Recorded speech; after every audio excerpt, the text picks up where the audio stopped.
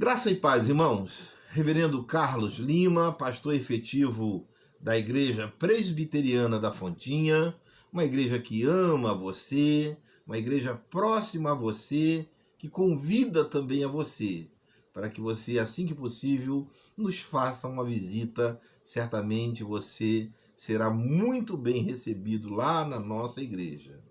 Nós, nesse domingo, queremos louvar e bendizer o nome do Senhor. Queremos estar em íntima comunhão com o Senhor. E por isso, então, nós vamos fazer uma oração agora, para que o nosso culto possa ser agradável a Deus, mas também ele possa penetrar nos lares, nos corações, para que o povo de Deus possa ser edificado, a comunhão possa ser restaurada, para que a palavra de Deus possa imperar em nossas vidas. Curva então a sua cabeça. Vamos falar com Deus em oração. Querido Deus, amado Pai, na Tua presença nós entramos na Tua presença, Senhor Deus, com um coração limpo, puro, Senhor Deus, querendo diante do Senhor prestar um culto agradável ao Senhor. Por isso, Senhor Deus, pedimos perdão pelos nossos pecados, Pai, pelas nossas faltas, Pai, pelas nossas transgressões, para que estejamos diante do Senhor, em condições de prestar aquele culto que é aceitável ao Senhor. Ó Senhor, seja com a nossa vida, seja com a nossa igreja, Pai, seja, Senhor Deus, com o nosso dia a dia, para que possamos ser testemunhas vivas do Teu amor, para que tenhamos propósitos elevados diante do Senhor. Seja, Senhor Deus, com esse vídeo, com a instrumentalidade deste culto, para onde, Senhor Deus, essa mensagem ela for, ela possa impactar os corações. E o Teu Santo Espírito, que faz que a Tua palavra não volte vazia, ele se aproprie dessas palavras, para que, como palavra Tua, palavra de Deus pregada, ela tenha sentido nos corações e nas mentes. Que assim seja, Senhor. Nós oramos em nome do Senhor Jesus, na força e consolação do Espírito Santo. Amém. Amém, irmão, irmã. Nós, neste culto, queremos agora convidar você para que nós possamos abrir nossas Bíblias lá na Epístola aos Hebreus, logo no capítulo 1. Hebreus, capítulo 1, versos de 1 a 4, vai ser a primeira leitura que nós faremos nessa Epístola aos Hebreus, que diz o seguinte: a revelação de Deus. Havendo Deus outrora falado muitas vezes e de muitas maneiras aos pais pelos profetas, nesses últimos dias nos falou pelo Filho, a quem constituiu herdeiro de todas as coisas, pelo qual também fez o universo. Ele, que é o resplendor da glória e da expressão exata do seu ser, sustentando todas as coisas pela palavra do seu poder, depois de ter feito a purificação dos pecados, assentou-se à direita da majestade nas alturas, tendo-se tornado tão superior aos anjos, quanto herdou o mais excelente nome do que eles. Esta foi a revelação de Deus. Agora, eu queria ler com você, lá no capítulo 6, os versos 4 e 6. Lá no capítulo 6, os versos 4 a 6. Versos 4 a 6, capítulo 6 de Hebreus. É impossível, pois, que aqueles que uma vez foram iluminados e provaram o dom celestial e se tornaram participantes do Espírito Santo e provaram a boa palavra de Deus e os poderes do mundo vindouro, e caíram, sim, é impossível outra vez renová-los para arrependimento, visto que de novo estão crucificando para si mesmos o Filho de Deus, expondo-o à ignomínia. Deus aplique a sua palavra em nosso coração. Amado irmão e irmã, aqui na Epístola aos Hebreus, nós temos uma narrativa ao povo hebreu, ao povo que estava na diáspora, na perseguição, saiu das terras de Jerusalém, de Israel, de Judá, e agora estava no mundo perseguido. Formaram diversas colônias e estavam agora tendo contato íntimo com o Senhor Jesus Cristo. E neste momento eles passavam por uma certa estabilidade, porque já conseguiam fundar as suas comunidades. E é para esse grupo que está no pós-assentamento em várias regiões da Ásia que essa carta é entregue, para que seja como que fortificante para aqueles que estavam longe do progresso do evangelho que se via em outras regiões, porque aqui havia como que um arrefecimento daquela vontade evangelística, daquela vontade de continuar com Cristo Jesus. E no capítulo 6, a grande pergunta é sobre a apostasia. Aqui se fala que é possível que alguém que é participante da igreja, que conheceu, e note aqui no capítulo 6, que o texto fala, ele fala que sempre provou, e provou, e provou, e provou do mundo vindouro. Eles podem cair, e se eles caírem, dificilmente ou é impossível eles voltarem através do arrependimento. Ele está falando, se referindo a alguém que caiu e não consegue mais se levantar, porque não é o caso de alguém que perca a sua salvação, porque salvação não é perdida. Mas olha bem que o texto fala, é alguém que provou da salvação, provou das coisas celestiais, provou das coisas de Deus, mas não consegue estar de pé. São aqueles grupos de pessoas que a Bíblia fala que eram aqueles que estavam entre nós, mas não eram um dos nossos.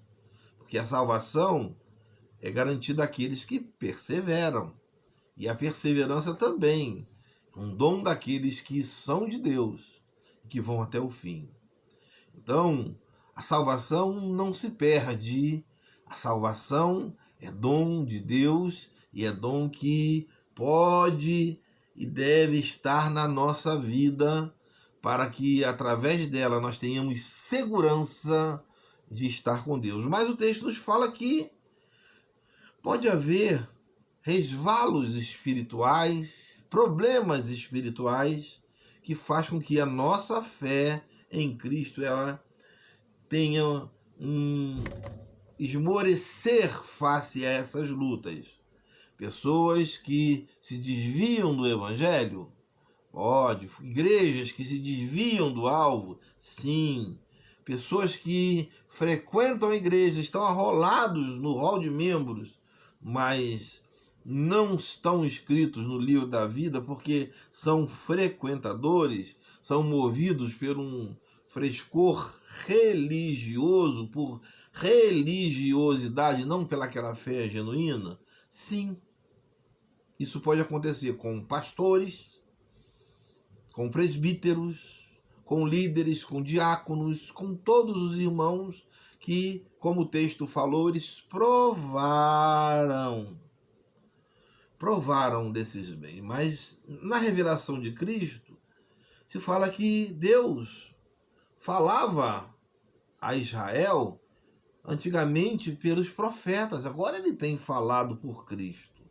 E Cristo traz um novo fervor para essas pessoas, um novo olhar para aquele que está perdido, aqueles que estão longe do processo de salvação, mas aqueles que andam ainda sem fé, sem coragem dentro do campo espiritual, e existem muitas pessoas desta maneira, neste caminhar. Pessoas que não conseguem caminhar na igreja, mas caminham nos outros caminhos da vida secular, da vida pessoal, da vida familiar, mas não conseguem se firmar na igreja.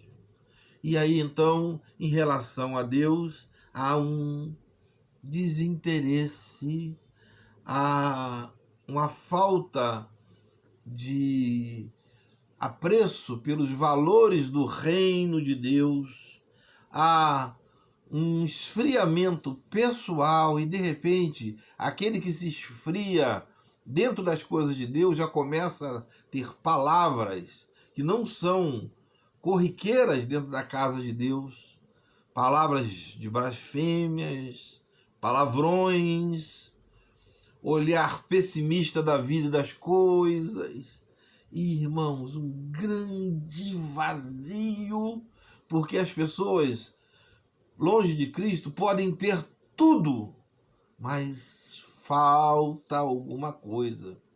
É o que Agostinho dizia, que o nosso coração só tem total contentamento e completamento quando nós estamos aos pés do nosso Senhor. E como então restaurar esse fervor espiritual que pode ser perdido? O autor dos Hebreus aqui está falando na sua carta que é aquela mesma falta de fervor que às vezes acontecia em Pedro. Pedro era igual aquele carro velho, né, como alguns teólogos dizem. Pedro tinha vários posicionamentos diante de Deus que às vezes o desqualificava. Dentro do colégio apostólico, as suas posturas às vezes não eram a postura de um verdadeiro convertido. Ele que às vezes, Senhor, eu quero ir aí onde o Senhor está andando sobre as ondas. E Pedro vai, desce, mas de repente ele olha para as ondas e cai e afunda, e o Senhor tem que pegar pela mão. E o Senhor fala: Pedro, Pedro, tenha fé, Pedro. Mais à frente nós vemos Pedro negando ao Senhor, chorando amargamente. E no livro, no Evangelho segundo João, João narra uma expressão em que Pedro fala: eu vou pescar. Acabou o sonho, pessoal. Vou voltar à antiga vida. É símbolo, irmãos, de quando o fervor, ele fenece em nosso coração. Quando ele acaba. E muitas vezes nós estamos assim. Talvez você esteja assim. Talvez a sua família esteja assim. Ou talvez alguém que você conheça esteja assim. Com o fervor fenecido, acabando, terminando em seu coração. E aqui no livro dos Hebreus, o autor ele quer, em primeiro lugar, identificar essas coisas e depois apontar a solução para a volta, para a restauração desse fervor espiritual. Nós, em primeiro lugar, podemos diagnosticar esses sintomas, como está aqui no livro, e gostaríamos que você mantivesse a sua Bíblia aberta nessa epístola aos Hebreus. Ele vai nos falar de alguns desses sintomas. Por exemplo, quem está com o fervor espiritual abalado, ele não consegue se manter naquilo que lhe foi ensinado, nas verdades bíblicas que lhe foi mostrado. Lá no capítulo 2, verso 1, o autor nos fala de um perigo. Ele fala: por esta razão, importa que nos apeguemos com mais firmeza às verdades ouvidas, para que delas jamais nos desviemos. Pois se tornou firme na palavra falada por meio de anjos, e toda transgressão ou obediência, e recebeu justo castigo. Nós, muitas vezes, irmãos, não temos esse apego à palavra, e o crédito aqui não é não ter nunca ouvido ela, mas é não ter se apegado. Então ele está falando para crentes, para pessoas que já ouviram a palavra, e o autor aqui está acusando de que alguém recebe o castigo porque não caminha nesta palavra. E aqui então ele suscita no coração o seguinte: apeguemos a essa verdade. E apegar não é só ouvir, não é só balançar a cabeça no assinte, olha, eu concordo, que boa palavra, mas é se apegar, é agarrar ela, é trazer essas verdades vivas no coração, é praticar, é subscrever de modo prático, é olhar para a sua vida e olha, ele está cumprindo a palavra de Deus, ela vive dentro da palavra de Deus. O que ela ouviu, ela pratica. O que ele ouviu, ele pratica, porque é bom servo, ela é boa serva de Deus. E é muito mais do que simplesmente ouvir e reter na mente, na memória, mas aqui está falando de prática, é o que está lá no Apocalipse, onde se escuta por mais de 7 vezes: assim está escrito. Tu que tem os ouvidos, ouça o que está escrito, ouça que o Espírito Santo está falando. São verdades que são imemoriais sobre o poder de Deus, sobre o chamado de Deus para a sua vida, para as mudanças que precisam ser feitas, mas para dizer que tudo é possível na sua vida, porque Deus está com você e Ele quer que você se levante, que você ouça a voz dos profetas, que você ouça a voz dos patriarcas, que você ouça a voz dos testemunhos, daqueles que morreram, daqueles que sangraram e disseram o seguinte: Jesus é o Senhor, para que essa palavra chegasse a você e você ouvisse e você se apegasse a ela, mas na prática, na atitude, na vida. E a pergunta é: será que isto tem sido verdade na sua vida? Isso tem sido, irmãos, sinais na vida das pessoas. As pessoas não têm praticado a palavra do Senhor, não têm vivido a palavra do Senhor, se encantam na internet. Eu recebo diversos versículos bíblicos, palavras tão belas, mas a minha tristeza é que grande parte dessas pessoas que mandam essas mensagens, elas não vivem aquilo. Elas se emocionam, secam os olhos de achar bonito, mas e a prática? E fazer aquilo? Então, falta nos apegar às verdades ouvidas. Mas ainda, o autor fala o seguinte, que nós vivemos, e assim o povo também lá da comunidade dos hebreus vivia, em uma incredulidade materialista face ao passar do tempo. Ou seja, quando nós vivemos o problema, nós às vezes ficamos alertas, né, e buscamos a presença do Senhor. Mas quando esse problema passa em nossas vidas, as coisas parecem que se acomodam e a nossa vida volta à normalidade. Aqui no capítulo 3, no verso de número 12, há um alerta sobre essa incredulidade. E assim diz o autor: tende cuidado, irmãos, jamais aconteça haver em qualquer de vós coração perverso de incredulidade que vos afaste do Deus vivo. Ele está dizendo o seguinte, que a incredulidade nos afasta do Deus vivo. Naquela época afastava e agora também. Mas aquele sintoma daquela incredulidade é porque o tempo passou e as pessoas se estabilizaram. As lutas já também passaram e eles viram as lutas e passaram por elas e estavam agora tranquilos. E muitas coisas acontece isso. E o nosso ego, às vezes, ele cresce. A nossa visão materialista não nos permite, então, ter mais fé e vivermos também louvando a Deus quando tudo vai bem, quando nós não somos provados.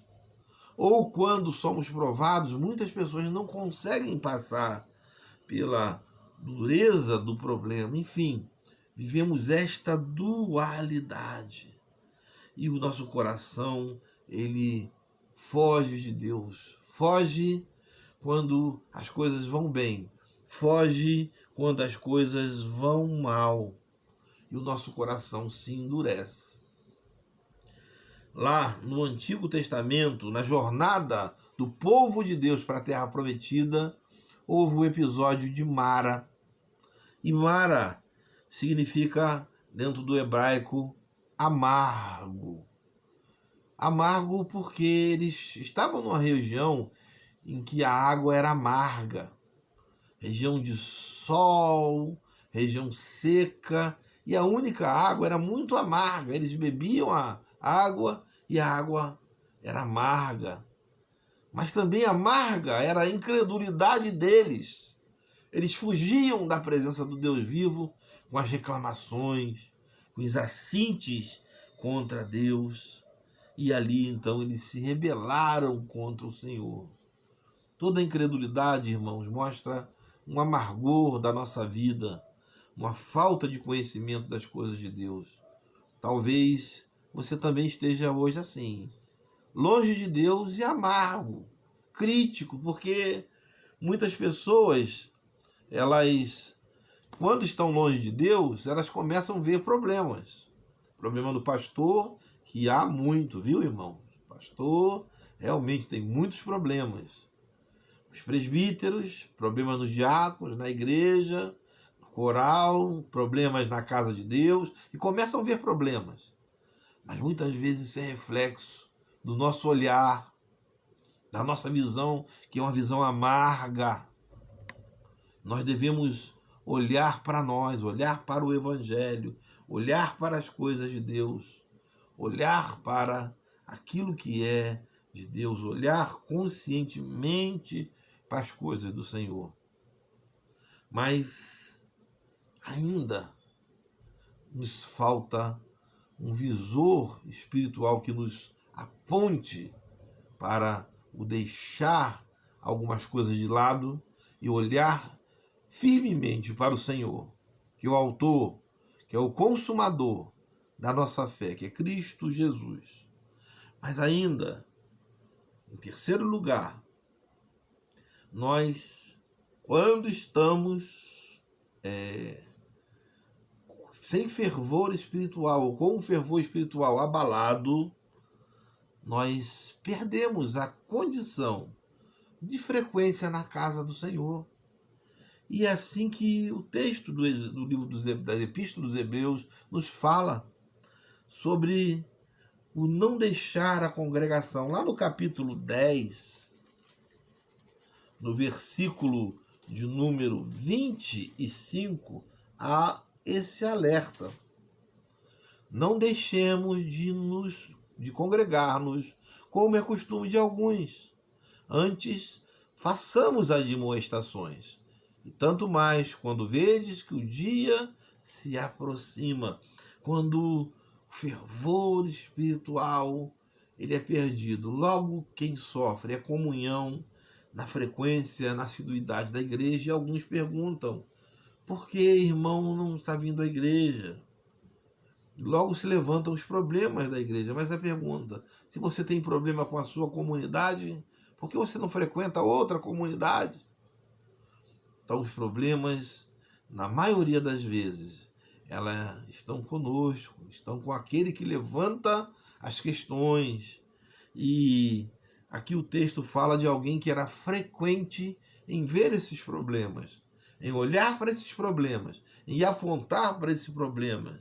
E logo a assiduidade ela é interrompida. Muitos deixavam a sua congregação, de frequentar a sua congregação. Muitos deixavam a comunhão com Deus face aos problemas. Problemas com a própria congregação, problemas com a própria liderança, mas problemas às vezes com elas mesmas, porque elas não conseguiam mais nutrir a fé, elas não conseguiam mais nutrir a vontade de estar com Deus. E, irmãos, eu já, em relação a esse versículo, li alguma coisa que é poderosa, que nos chama a atenção, e ele falava mais ou menos o seguinte: quando o Senhor Jesus voltar, quando o Senhor Jesus nos inquirir sobre o seu dia, o guardar o seu dia de culto, de adoração, sobre nós lá na casa do Senhor, no culto, no domingo, estarmos fazendo a vontade de Deus, o adorando em espírito e em verdade, e o Senhor nos inquirir o porquê de nós não estarmos na casa de Deus, qual será a resposta que você vai dar, que eu vou dar para o Deus vivo, de não estar na sua casa, de não estar cumprindo a sua vontade, de não estar cultuando, porque nós já ouvimos essa verdade viva no nosso coração. O que nós vamos falar para ele? Senhor, eu estava com problema. Senhor, eu estava com dificuldade. Senhor, fulano de tal agia assim. Senhor, não estava teologicamente correto o culto. Senhor, havia problemas. Senhor, eu tinha problemas na minha família. Senhor, eu dava mais importância às atividades familiares, pessoais, às minhas atividades. Eu ficava no sábado com as atividades de sábado muito mais frequentes e não conseguia estar na sua casa no domingo. Seriam essas as respostas que nós iríamos dar ao Senhor? Nós temos que rever esse hábito, porque pesquisando o que significa a palavra costume aqui no grego, ele fala que é um hábito que representa um caráter cristalizado. Isso que é um costume? Costume é um hábito que representa um caráter cristalizado. E às vezes alguém tem esse caráter, cristalizou esse hábito. E um hábito, ele demora algum tempo para se cristalizar. Irmãos, nós temos que romper esse ciclo vicioso. Temos que observar a nossa frequência na casa de Deus, a nossa atitude com as coisas de Deus, o chamado que Deus tem para a sua igreja, tem para a nossa vida, para que, através dos nossos talentos, através daquilo que nós fomos chamados, nós tenhamos forças espirituais para nos levantarmos, para dizer na casa do Senhor: Senhor, eis-me aqui, Senhor, eu vim aqui te adorar. E ao sair da casa do Senhor: Senhor, envia-me a mim. Estou pronto para pregar o teu evangelho lá no mundo, para as pessoas que não conhecem o Senhor. Irmãos, esses são alguns sintomas aqui que a palavra de Deus nos mostra a respeito dessa falta de fervor. E talvez muitas pessoas, olhando para esses sintomas, encaixem alguns em sua vida, na nossa vida. Mas agora eu gostaria de voltar com você lá no capítulo 1, no primeiro texto que nós lemos nesta noite, que nos fala sobre a revelação de Deus, o que Deus quer revelar para a sua vida. Ele faz dois apontamentos aqui sobre o Senhor Jesus, que eu gostaria que você observasse aqui nesses 3, 4 poderosos versículos, que está falando o seguinte: olha, nós podemos olhar para Cristo, na direção dele, para que esse fervor espiritual ele volte na nossa vida, mas seja também a ótica e o tópico principal do nosso viver para a glória de Deus. Ele nos está apontando para esse ofício do Senhor, como o profeta, como o mensageiro de Deus que veio nos trazer essa boa nova. Olha o que diz aqui no versículo, no capítulo 1, nos versos de 1 a 2. Jesus Cristo, ele quer atualizar aquele passado de glória, aquele passado que foi predito pelos profetas, pelos servos de Deus, para o ápice do chamado de Deus para a sua vida. Quer levantar você e dizer o seguinte: olha, chegou o Messias, chegou o Senhor Jesus, e você é agora o profeta do Deus Altíssimo que vai levar Cristo Jesus ao coração das pessoas. Ele fala que Deus outrora falava muitas vezes aos pais pelos profetas, mas agora ele tem falado por Cristo, o qual ele constituiu herdeiro do universo. Ou seja, o modus operandi mudou. No passado era um símbolo grato, mas agora ele se manifesta e manifesta o seu amor, e esse amor é manifesto através de nós. É isso que está lá em João 3,16. Deus amou o mundo de tal maneira, deu seu Filho unigênito, e todo aquele que nele crê não pereça, mas tenha vida eterna. Mas você é o porta-voz disso, e você deve ser aquele que carrega esse penhor para mostrar às pessoas o penhor dessa glória, que é o sangue de Cristo derramado na cruz do Calvário, que limpa o homem, o pecador, do seu pecado, que dá nova situação e condição de vida. O Senhor Jesus é o mensageiro, é o profeta dessa nova esperança. Mas você, meu irmão e minha irmã, tem que ter esse olhar para Ele e entender que isso se aplica à sua vida, mas também que se aplica no sentido que você faz parte da transmissão dessa mensagem. Ou seja, irmãos, o seu fervor espiritual deve ser renovado, porque o Senhor chamou você também para ser portador de uma mensagem supraterrena, é a mensagem dos céus, é a mensagem que Cristo quer salvar o mundo e está comissionando você para pregá-la e para vivê-la para a glória de Deus. Mas, ainda em segundo lugar, Jesus Cristo, ele é não só aquele que oferece o sacrifício, mas ele é o sacrifício vivo, e ele então conseguiu fazer com que todos os ofícios de Deus se convergissem nele. E essa conversão de todas as coisas fez com que ele pudesse lhe dar a salvação. Dando a você a salvação, você então agora também pode proclamá-la para o mundo. Verso 3, o que diz aí?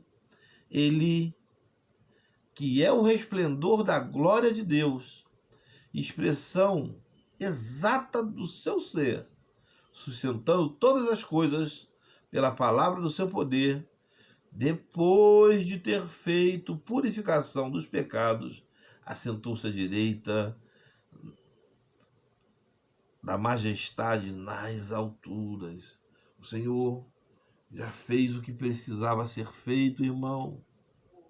O Senhor já fez toda a obra de redenção. Ele foi o sacrifício, ele também foi aquele que se ofereceu como sacrifício, e a obra de redenção está feita. Se ela está feita, não precisa nos dias atuais, então, qualquer pessoa se sentir triste, cabisbaixa, com problemas que acentuem o desespero, a vontade de ficar parado, mas porque Cristo está vivo. No verso de número 3, ele fez a purificação dos pecados.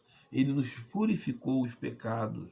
E nós muitas vezes vemos pessoas que retrocedem e falam: pastor, mas as lutas são muito grandes. Pastor, eu não consigo continuar. Pastor, eu não consigo ir à frente, eu não consigo, tem tantos problemas. E a palavra de Deus nos fala para que nós olhemos para o Senhor Jesus, que é o autor e o consumador de nossa fé, que os nossos olhos estejam fitos nele, para que possamos então ter esse fervor espiritual renovado. Meu irmão, minha irmã, eu não sei qual é a sua situação e sua condição vivencial no dia de hoje, mas eu apelo e indico a palavra de Deus, a palavra do autor da Epístola aos Hebreus, que você olhe para o Senhor Jesus, que você renove a sua aliança com Deus, para que você renove a sua vida com Deus e se sinta na condição daquele que é capaz de trazer a palavra, de viver a palavra, de proclamar a palavra para aqueles que não conhecem o Senhor Jesus. Que o seu fervor espiritual seja renovado, que nenhum problema possa impedir a sua caminhada, que certamente o problema que você tem, as lutas que você tem, elas serão vencidas e equacionadas pelo Senhor Jesus. Hoje nós vemos várias pessoas reclamarem pelo coronavírus, se lastimarem e dizerem até que não estão aguentando mais, mas que nada. Nós vamos passar por essa e por outras provações que vierem em nome do Senhor Jesus. Mas que o Senhor nos dê força para isso. Que nós abracemos as verdades recebidas. Que tenhamos forças espirituais. Que busquemos estar aos pés do Senhor. Que tenhamos fé suficiente para essa caminhada. Que o Senhor abençoe você, a sua casa, a sua família. E você esteja firme nesse intento. Amém. Amém, irmão. Amém, irmã. Nós vamos agora fazer a nossa oração final. Oração que queremos estender a todos. E se você assim quiser, estenda sua mão também. Coloque na direção do seu aparelho e você estará participando conosco dela. Peça você também pelos pedidos que você tem diante de Deus, pela sua casa, pelos seus problemas. Vamos orar então? Querido Deus, amado Pai, louvamos, bendizemos o teu nome, Senhor, nesta noite de domingo, esse dia de domingo, Senhor. Logo pela manhã nos levantamos, louvamos o Senhor. Estamos aqui em culto. Também, Senhor Deus, nessa tarde de domingo, para aqueles que estão também ouvindo, Senhor, e participando desse trabalho, nós estamos aqui, Senhor Deus, para louvar e glorificar o teu nome, Senhor. E colocamos diante do Senhor, então, as nossas questões da nossa vida, da nossa casa, do nosso caminhar, Pai, que muitas vezes eles nos aborrecem, nos tiram, Senhor Deus, do sério. E em alguns casos até, Senhor, eles fenecem a nossa vontade de estar na Tua presença, tiram, Senhor Deus, o nosso fervor espiritual E nós queremos, Senhor Deus, buscar o Senhor em espírito e em verdade, pedindo forças, Senhor, para que a nossa caminhada ela possa ser firme e gratificante diante do Senhor. Seja, Senhor Deus, com o teu povo, seja, Senhor Deus, com aquele que te clama, Senhor, seja, Senhor Deus, aqueles que passam dificuldades, estão enfermos até pelo coronavírus, Pai. Queira visitar esses teus servos e servas. Seja, Senhor Deus, com aqueles que têm problemas pessoais, têm problemas, Senhor Deus, dentro do seu lar, tem problemas com a justiça, Senhor Deus, tem problemas que são de cunho próprio, Senhor Deus, internos, que estão encravados dentro da sua alma e dentro do seu coração. Nós queremos, Senhor Deus, colocar diante do Senhor todas essas questões e clamar para que o Senhor abençoe o teu povo, Senhor, para que o Senhor faça diferença na vida e na casa dos teus servos e servas, Pai. Visita, Senhor Deus, agora aquele que ainda está longe do teu evangelho, daquele que, Senhor Deus, está longe da tua palavra, dá forças àquele que está fraco na fé, Pai. Seja, Senhor Deus, com aquele que ouve esta mensagem, Senhor, e pede forças ao Senhor e clama agora ao Senhor, para que seja ouvido, para que esta palavra, Senhor Deus, possa fazer a diferença em sua vida e em seu coração. Seja, Senhor Deus, conosco, com a tua igreja, com aquele que te busca, em o nome do Senhor Jesus. Amém. Amém, irmão. Amém, irmã. Nós vamos ficando por aqui, desejando que você tenha um domingo abençoado por Deus, na presença do Espírito Santo, e que a sua vida, a sua casa, seja ricamente abençoada. Até quinta-feira com o nosso estudo. Não se esqueça de mandar os seus pedidos pelas redes sociais. Receba agora a bênção do Senhor. Que a graça do nosso Senhor e Salvador Jesus Cristo, que o amor de Deus e a comunhão do Espírito Santo seja com todos vós e com todo o povo do Senhor, agora e pelos séculos dos séculos. Amém. Amém, irmão, amém, irmã. Que Deus abençoe vocês. Um ótimo domingo na paz do Senhor. Amém.